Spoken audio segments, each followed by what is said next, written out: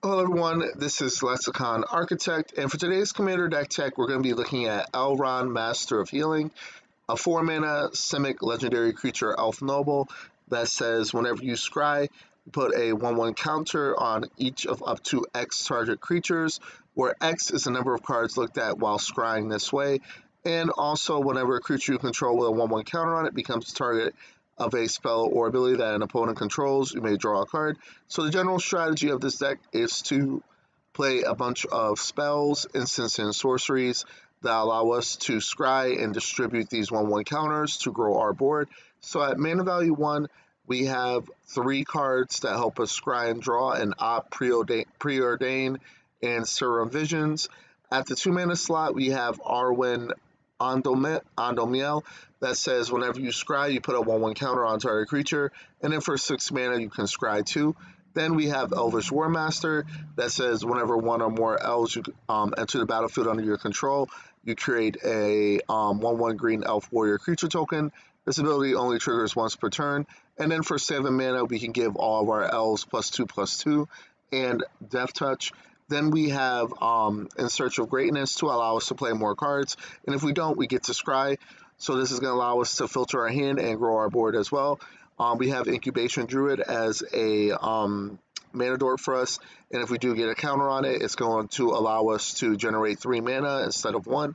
Then we have Nissa, Steward of Elements, that we can dump a bunch of mana into, and then use his plus ability to scry, or use his zero ability to look at the top card of our library. If it's a land or creature card with converted mana cost less than or equal to the number of loyalty counters on it, you put it onto the battlefield.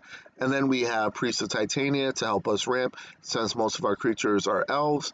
And then as a secondary win con, we have Simic Ascendancy that says whenever one or more 1/1 counters are put on a creature you control, you put that many growth counters on Simic Ascendancy. And at the beginning of your upkeep, if it has 20 or more growth counters on it, you win the game. And mana value 3, we have Champion of the Landhold that says creatures with power less than its power can't block creatures to control. And then whenever another creature enters the battlefield under your control, you put a 1/1 counter on it. So also we can use our commander's ability to put a bunch of counter onto Champion of the Lambhold to make it so that our whole board is unblockable.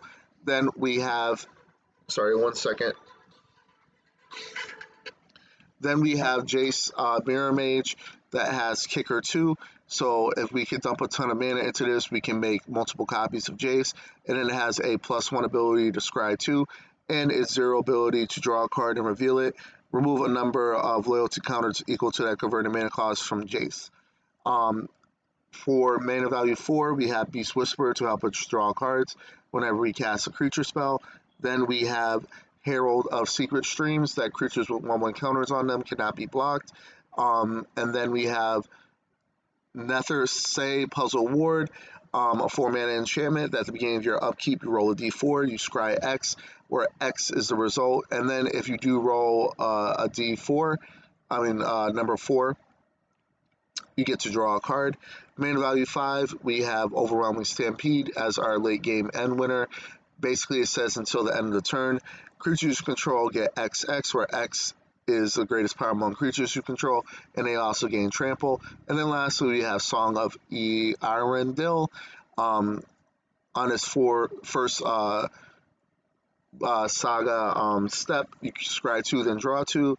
Then you create a treasure token and a 2/2 blue bird with flying, and then you can put a flying counter on each creature you control without flying. So it's going to make all of our creatures flyers, which is going to allow us to fly over our opponents and kill them for lethal damage. As far as utility lands go, we have Castle Vantress to help us scry. We have, let's see, do we have any more? We have Restless Vinestalk that we can animate it for 5 mana to make it into a, let's see if I can read it because the text is tiny, a 5/5 green and blue plant creature with trample. It's still land, and whenever it attacks up to one other target creature has base power, toughness 3/3 until the end of the turn. Then we have Rivendell to pay 2 mana, scry 2 only if we control a legendary creature. And then lastly, we have the Shire to tap 2, tap and untap creature you control, and create a food token, which the food token can help us survive by giving us 3 life every time we sacrifice a food. So this deck is definitely on the cheaper side compared to my other decks. Someone did comment on my Kalane deck that 300 is probably not considered a budget deck, but the term budget is very subjective and depends on the player and how they feel about the amount of money they want to spend into making their deck. And this deck is going to cost $185. So if you like this style of content, please hit the subscribe button. The logo will be in the bottom right of my YouTube video along with my channel. So have a good day and take care.